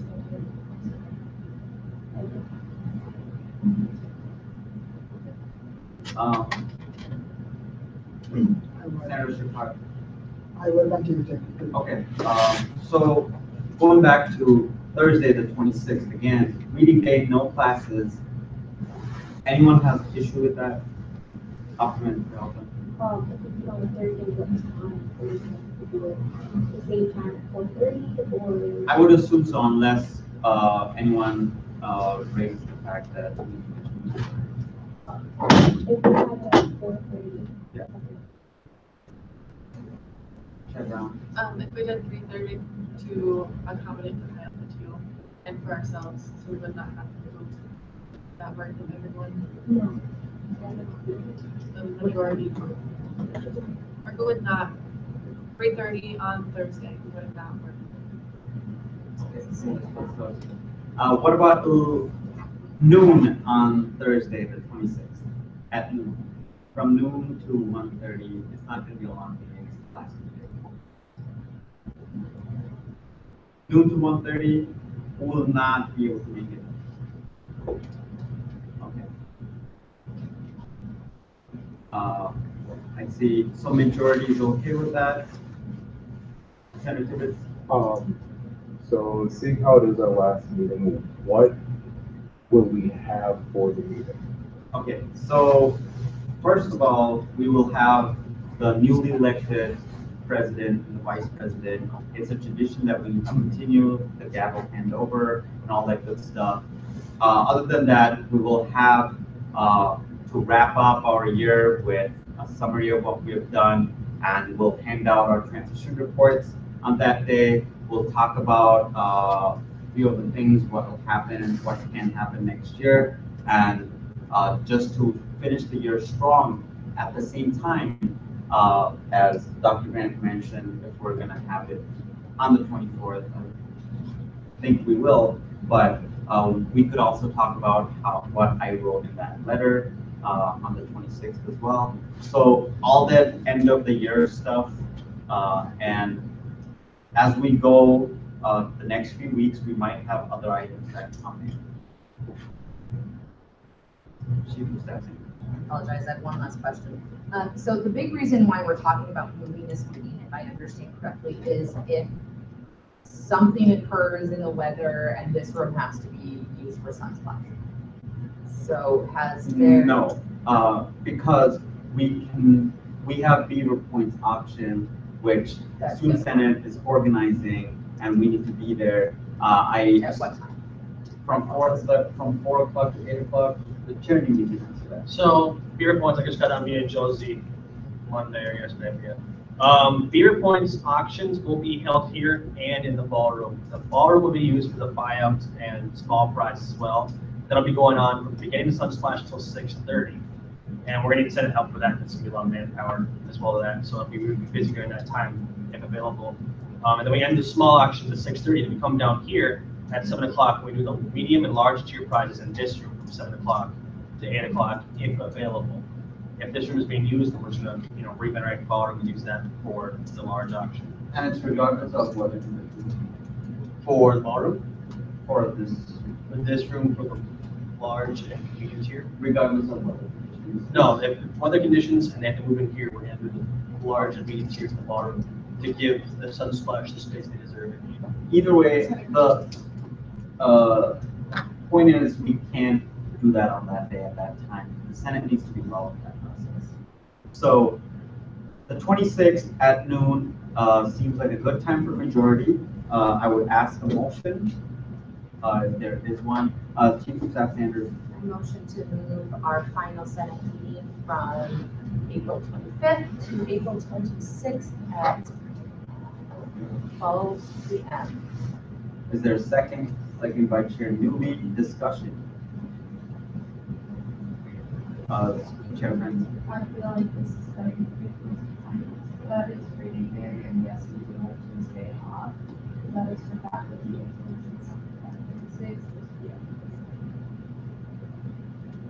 And do you have a suggestion? Senator Boyce. I just want to mention that, I know it's reading it, I just want you guys, to take into consideration that even though it's reading day and you have it off, people might have work, have, other meetings they have to go to or something. So even though like for right now, they consider vote, something might come up during the following weeks that they I would assume, and thank you for bringing that up, great point. I would assume if you're saying yes right now, then you're saying that you're free at that time. So if you have another meeting for another organization or anything else that come up, this should be on your calendar. You should be set for this. And just like you're saying that something else might come up, something already came up, and Senate meeting will be on your calendar so that you don't take up anything else. For studying purposes, 100%. If you're final on Friday and you don't want to come on Thursday, I would not, you're not gonna, I would not force you to come here. But the last meeting, we need to have this meeting. That's a tradition that we have, and there's no way I'm willing to not have that meeting the last week of April. Senators.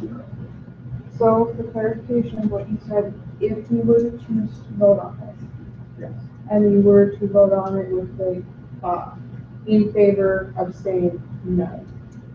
The in favor would be the people who for sure know on their calendar that they can make it, correct? No, the reason we're having a motion is because I've been asking who cannot make it on Thursday, the 26th at noon, and I didn't see any hands but one. I'm also asking clarification on whether or not if someone is unsure that is something that is also that they had previous knowledge of that's happening, but do not remember the date nor time. Just saying that if they choose to say abstain, their vote is taken as an abstention. It's not that they are agreeing to the date and time.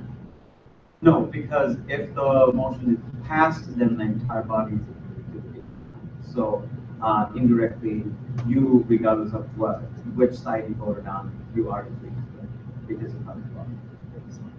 Yeah. So we're still in discussions. There's a way we can still change the date and the time. Please, if you think this is not a good time and we're only going to have 3 people come here, let's choose a different time. Officer Manager Grell. Actually, not have a time on the is that not our issues? Because the elections are not done. What and that one day would not work for everybody? Because like, No, I saw a lot of no.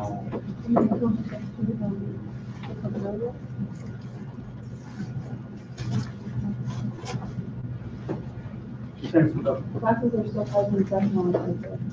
So even if students were to want to come earlier, if they would have had a class earlier that day, it would conflict. I'm just telling you on the 26th, if we were to have it at noon, it's probably not even going to be an hour. To be honest with you, it's not going to be a lot of things. to say thank yous and, you know, all that traditional, all that traditions that we've had. We're gonna wrap up the year, talk a little bit about tuition consultation, not gonna be more than an hour.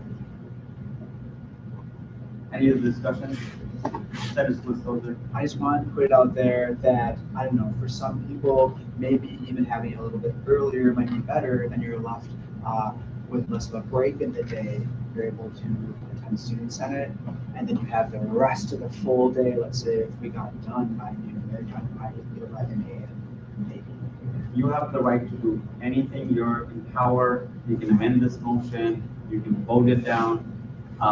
Whatever you want. Send it. I would like to call the question. The question is there a second to call the question? Seconded by Senator Shakar. Is there dissent to call the question? I see dissent, so we'll have to take a voice vote, a show of hands, before we call it the question. So calling the question is the motion, not the actual motion. For those in favor of calling this motion to question, please signify by raising your right hand.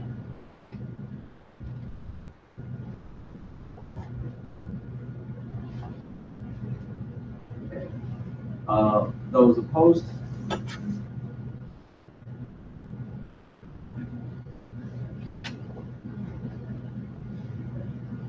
Abstentions?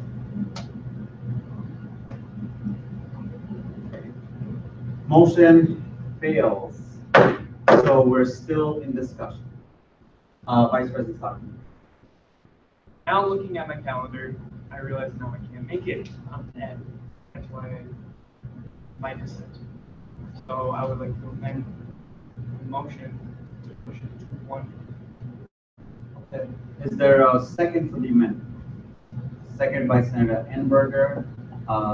Discussion on the amendment. No discussion.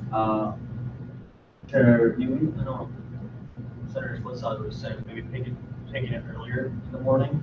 I'm just kind of getting like, kind of want to know what the group's thinking. If they want it later in the afternoon or early in the afternoon or in the morning, I'm fine with whatever. That's what the group thinks. Senator Martin, followed by Senator Woods. I definitely agree, having it earlier in the day, because I know for me that I would like a larger amount of time to focus on studying and for finals.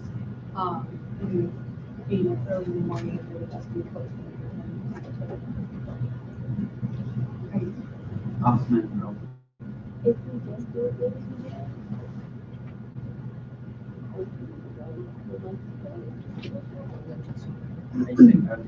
later in the day.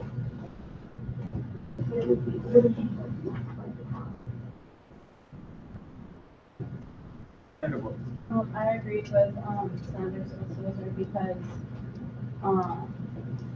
if I'm just gonna say for me, like if I was gonna potentially have another meeting, I would probably do it in the afternoon, and then I could just come in the morning, and it could just be like my meeting could be like shorter. Sure. Thank you, Chief Sub Sanders. Is it possible I'd like to rescind my motion completely and table it for next week after the doodle poll will be sent out, the availability for the 26th from 8 a.m. to 1 p.m. a poll, and that way we can table this until next week, April 11th. You cannot rescind your motion because your motion's been seconded, the motion belongs to the body, and there's also an amendment on the table, so discussion on the amendment still continues. Chair Friends. I would like to move to discussion for 2 minutes. Is there a second? Second by Senator Shakar. Discussion limited to 2 minutes. Senator Shakar. I'm also curious to Senator about his bill account. Because I do know quite a few students, including myself, like to get done what they have to do earlier that day and camp out in the library. Thank you for that. Vice President. The reason why I suggested it is because I cannot do it in the morning because I have practical from 8 to 12. Thank you again. Although I would like to let you know, before you make any decisions, that think about the majority, although we'd love to have it volunteered, but think about the majority. If it's just one or two people versus the rest of us, then think about the majority. Senator Enberger.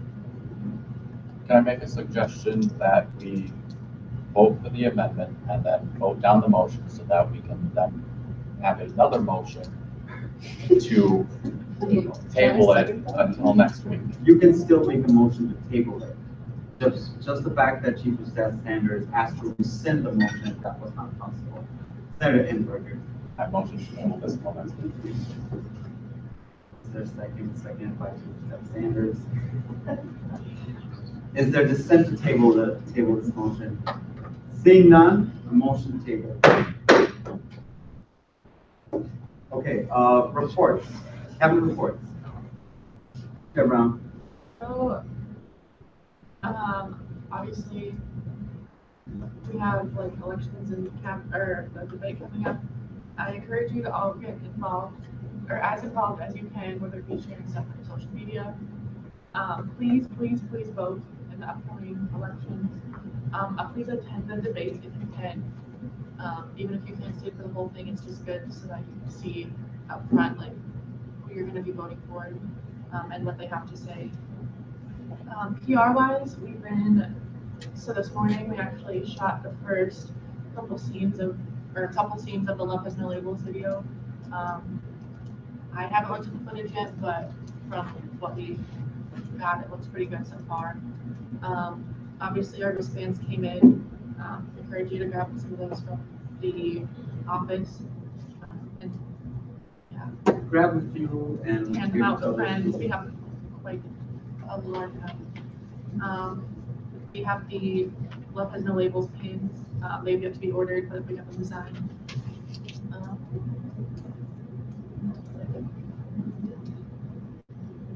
So, any questions for Chair Brown? Seeing none, any other cabinet reports? Chair Friend. I'm going to keep this real brief. They started on to the affirmative consent panel. About 100 kids showed up, so that was awesome. They was great. And I look forward to continuing the consent panel. Thank you. Any questions for Chair Friend? Happy birthday. That is out of the order, but I will let it slide for the moment. Chief of Staff Sanders. Legislation committee is not done yet. Some of the policies that were sent to us were the wrong policies, and therefore we will be having to have a meeting tomorrow at 4 p.m. With some more policies. I have only one other person in the committee right now, since the other person has not been there. So if anyone else would like to come real quick, jump in at the last portion of that committee, that'd be great. Yes, Vice President Sasha. Can you remind me? 4 p.m. tomorrow. Thursday, yes. Okay. Senator Enberger.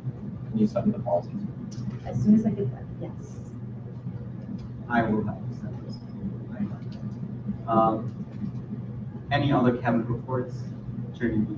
Super brief, super quick. We're going to need help with the reports auction on Sunsplash. So we contacted CAP. CAP's going to see if we can help us out there. We're going to need help from senators as well. I already explained the auction program and how it works. If you have more questions, ask me. What time? It's going to be Sunsplash from 4 o'clock to 6:30. And then 6:30 to 7 with a break, and 7 to 8 is our actual big and medium tier prizes. Can I make a suggestion for you to post something on our teams so that everybody can see it and sign up if throughout the next few weeks? Any more cabinet reports, Chair Sawyer? Polo contest winners were determined. That was pretty awesome. It's going to be presented at SAC today, and they'll be announcing the winners via Pioneer Press or BSU official social media. Prizes will be given out shortly, and they're going to try and make this an annual thing so that it's just tradition. Any questions for Chair Sawyer? Seeing not any other cabinet reports, actually, I do have one thing. I mentioned last meeting, April 11th, from 11 a.m., from 1 p.m. to 4:30 p.m. There is the Next Generation ERP workshop. You don't have to stay the full 3.5 hours, but it would be great if you can participate, volunteer to be part of this, because we need students. Bemidji is one of the schools across the state that's hosting it. So if we don't have students from our own university, it's going to look real bad. So please attend that workshop. That workshop is supposed to give you information about Next Gen and get your feedback about Next Generation ERP and all that good stuff. Chief Sanders. May I make a suggestion to the president to put more of that information on Teams? That way people will be able to have a little bit more information on what it actually is going to do, kind of the format of the meeting itself, times, locations, and so forth. That I yield. I can definitely do that, although I would need replies ASAP by tomorrow if possible, because I've been getting emails, a lot of emails from a lot of people about this. So please, I'll put it up on Teams right after this meeting, but please reply as soon as possible. And all of your teams should be working. We have fixed that problem today. Any questions from me? Okay. Moving on to university community reports. Any university community reports? We do need a volunteer for the bookstore committee. It's resolved. Chair friends, volunteer. Okay, that's great.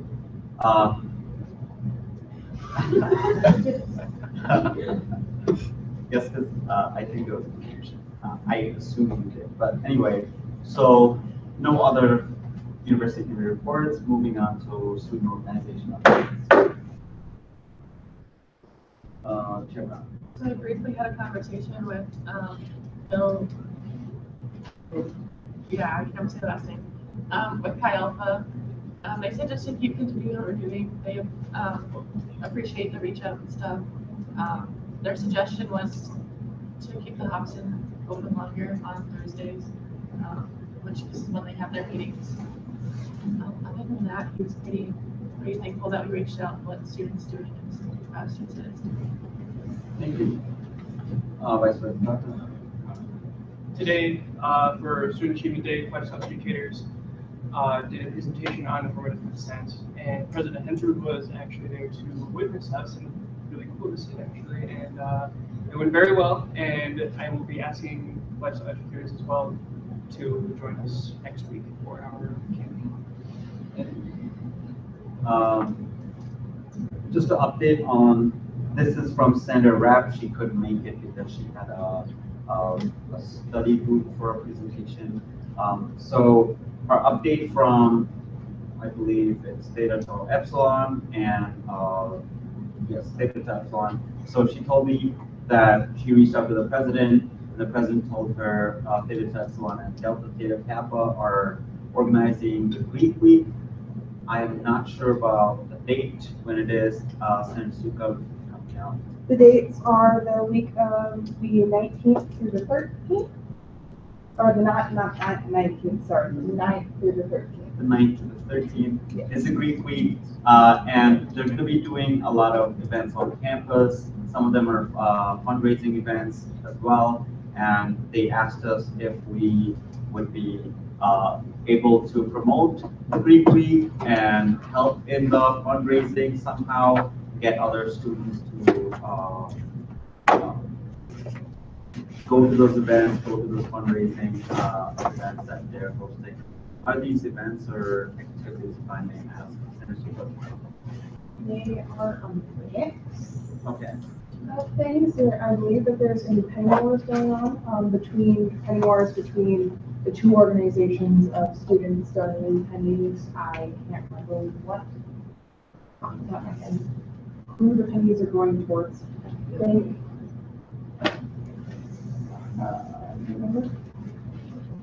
That's irrelevant, that's fine. Other than that, what other events are happening? that in all honesty, most of it is being organized by Clear Cal Epsilon and Delta Theta Kappa is helping with the event. They, were. That's fine. Yeah, I'm have just more of the asking, event. Steph Sanders. Again, suggestion, if you could, when you find that information out, if you put it on Teams so that we, as the student body, can actually promote it to the rest of the student body. Also, I have an update from Phoenix. Phoenix joined the cabinet meeting last week. We had a great conversation. They really appreciate the fact that the Senate is reaching out to different organizations, and they suggested we keep doing this, and it's important that we keep doing this next year as well. So please keep that in mind, especially the candidates for next year. Please keep this in mind. We should keep doing this.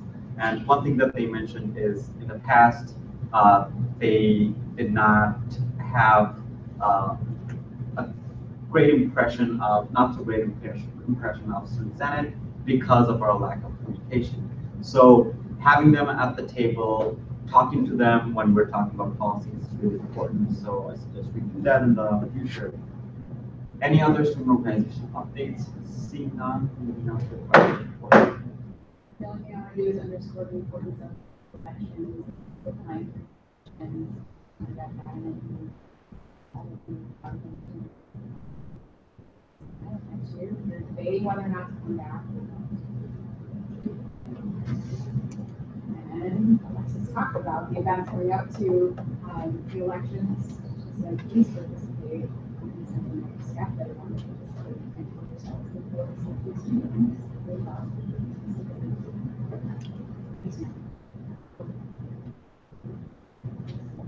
Very good point. Thank you, Vice Chair Johnson.